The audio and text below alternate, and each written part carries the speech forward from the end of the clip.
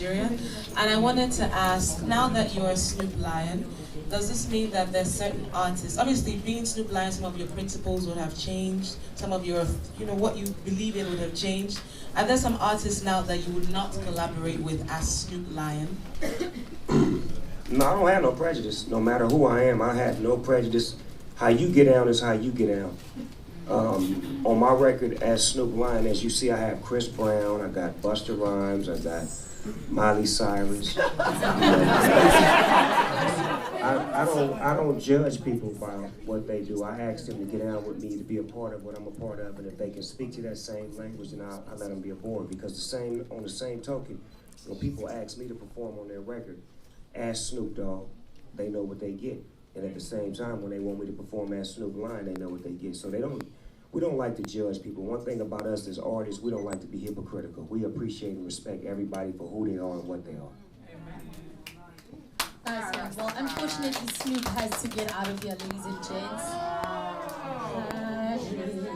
Sorry, guys. But Snoop, welcome back. We're so very happy to have you here tomorrow in the Africa All Stars. And we're all very excited to see what you have to offer. Ladies and gentlemen, one more time for Snoop Lion. Alright, he says he can do a few more. Which I'm going to do down. And then we're going to pay me because my mom's on Lala. Good afternoon, Snoop. My name is Sanazo from The Link, SABC1. And just before you came in, we were trying to make the lady drop it like it's hot to a track of yours. Which one? This thing. Let's get lady. Drop it.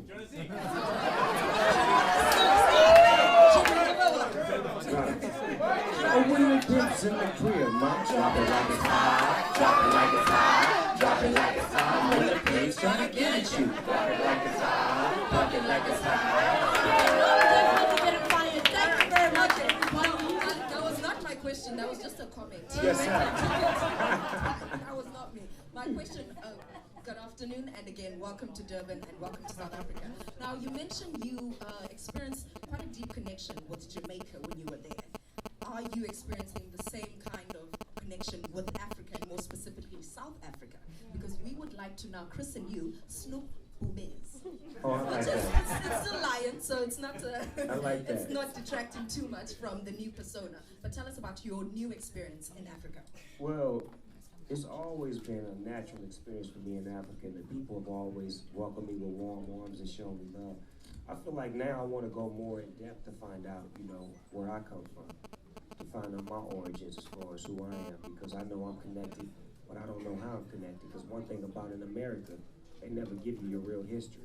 They only give you their history. So hopefully by me being here, I'll be able to find out my real history and find out what part of Africa that I come from. Yes, sir. Yes, sir. All right, honey. Hi.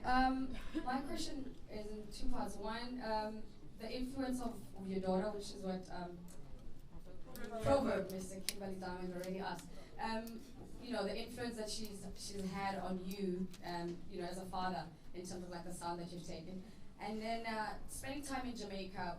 Bob Marley's influence on Africa. I mean, when I look at this concert, I look at it the way that Bob Marley came and performed in Zimbabwe in 1980.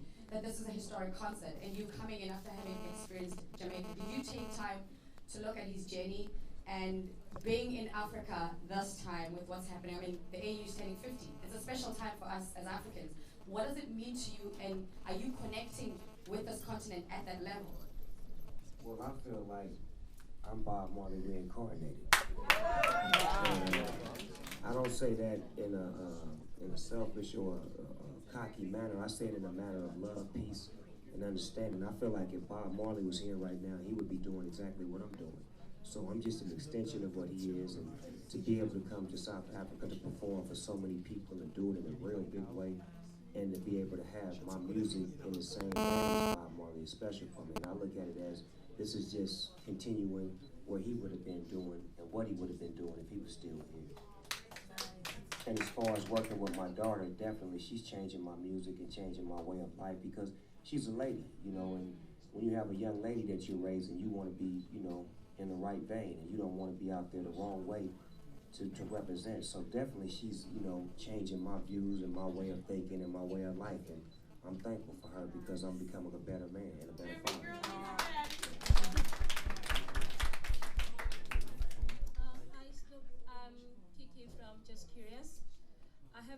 question about your the journey that you chose to take as from Snoop Dogg to Snoop Lion.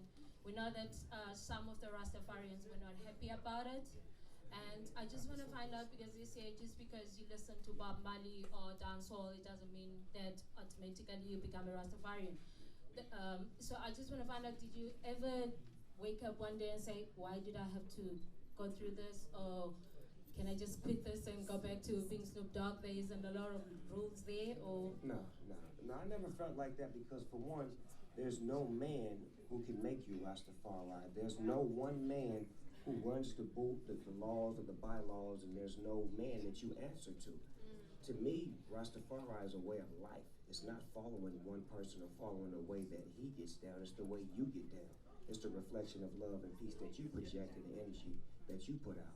So for those one or two Rastafarians that are mad at me, Bunny Wailer most notable, it's because, you know, I feel that I'm putting a spotlight on something that they've been doing their whole life, and it's getting so much attention, and attention brings jealousy, especially if it's not driven from you. I just walked into the reggae world and I'm making it bigger than life. But I'm not in it to make money. I'm in it to give it spotlight, to give it focus, and to pay attention to the real meaning of reggae music, which is peace, love. So I'm pushing love, and then you have a couple of Rastafarians pushing negativity. So who's more Rastafari, me or them? When it's really about love and peace. Hey Snoop, my name is Onos. I'm from the biggest online magazine in Nigeria, BellaNiger.com. The average lifespan of an African icon, an African artist, is about 3 to 5 years when it comes to the music industry. But you've been in the industry for over 20 years, mixing up country, rock, hip hop, and all those type of stuff. What's the secret to your longevity as an artist? What advice would you give these artists? Well, you know what? I think my secret is I've always been up close and personal. I've never wanted to be a star, because to me a star was untouchable. You could never touch a star. I've always wanted to be touchable, to where when the people see me, that they can get an autograph, a picture, a hug. They can tell me they love me, they hate me, they like me. They could tell me that because I was so close to them, and I've always managed to keep that. Even when I didn't have security, when I first started, I would go and mingle in the crowd, and then when I got security, security would say, "He not taking pictures," and I would always go take pictures. I would always go touch bases with the fans and make them feel a part of what I was doing, as opposed to being distant. I never put a wall up.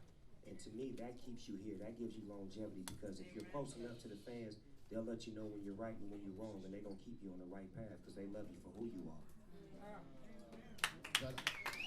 What's up, Snoop? I'm Scar from Yaron FM in Botswana.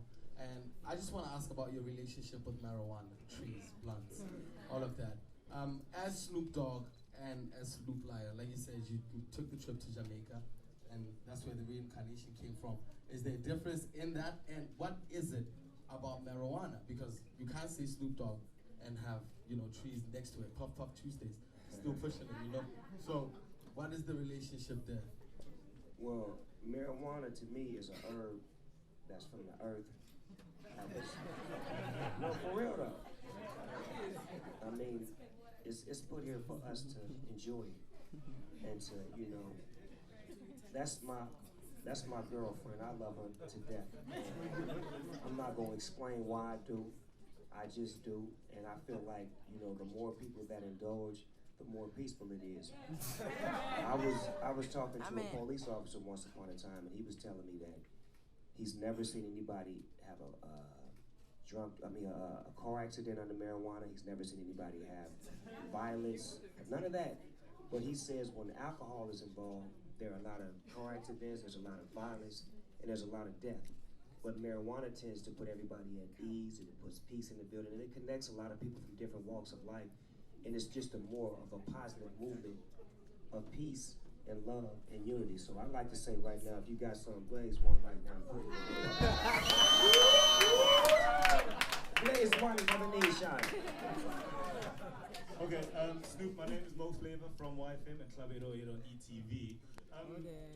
Do you think every artist should be compelled to be a role model? And it might be too late for me to ask you this question, but what's your feeling around role models, and, you know, do you feel you have to be one? And the second question is, in South Africa, it costs about 8,000 to 50,000 rand for a grill. How much does it cost in the US? Well, my grill for free because I know how to work. But as far as a role model, I don't feel like when you first become an artist, you shouldn't worry about being a role model. You should worry about being who you are. And through being who you are, you'll become a role model because people will begin to follow you. And if you have concern with yourself, you have concern with others. And one thing about people in the public, they make you look at yourself in the mirror every day. And if you want to be a better person, you're going to better yourself. If you want to be a bad person, you're going to, do bad things. And we have to look at ourselves personally and say if we want to be a role model. And I feel like most artists, when they get to a mature level of making music and living life, they automatically become role models, especially when they start to have kids and they experience the world and they travel. But in the beginning, no one's expected to be a role model because you're trying to figure out who you are. All right, ladies and gentlemen, it is officially done. As he said, he actually stays longer than he usually does. He should have left when I said he was leaving, and he's going. Ladies and gentlemen, please. You want to freestyle? Or you want to save it for tomorrow? Let's not give him everything. Do you know what I mean? Let's not give him everything.